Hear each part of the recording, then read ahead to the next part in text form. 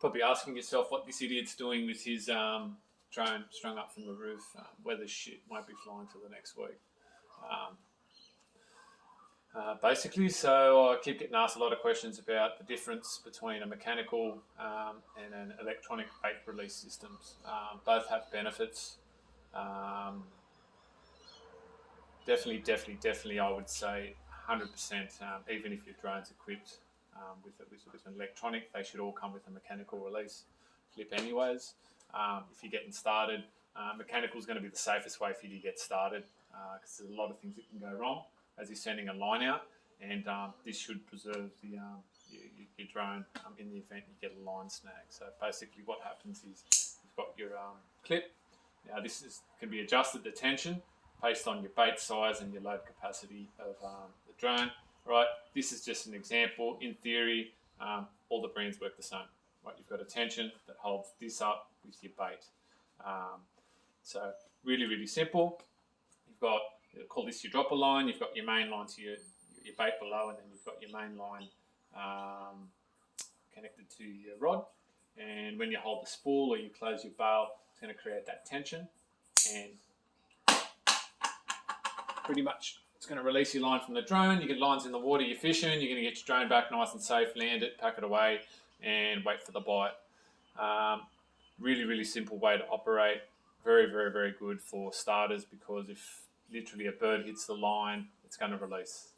The electronic bait release system, mine's got a sling with a servo, which I'll take a photo and I'll show you exactly, or a video of how that works. So no different to the splash drones and the Poseidons and some of the electronic ones. They've got a pin that comes in and out to do the releases on the server to drop your bait. The only issue you're going to have, this is the reason why I say it's a bit more for the experienced guys, is if you are going to get that line tangle, that snag, your drone's going to be flying out at speed like this with a bait behind it. Bird hits your line. This is hardwired to the drone. This doesn't have that tension. So if something's going to hit it, you're going to need to know what to do pretty quick in order to get that out and away, because it could be catastrophic. Or as you saw in a video, I think in a previous feed, where the guy ran his line out and then wasn't watching his reel. And mate, if that was not if that was an electronic release, that drone's a write-off.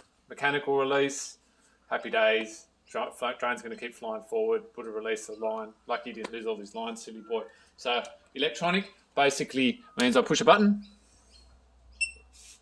and my bait's in the water. So the benefits of an electronic over a mechanical is mechanical, you're flying out to your certain meterage. Once you hit your meterage, you're closing your bail arm and you're dropping.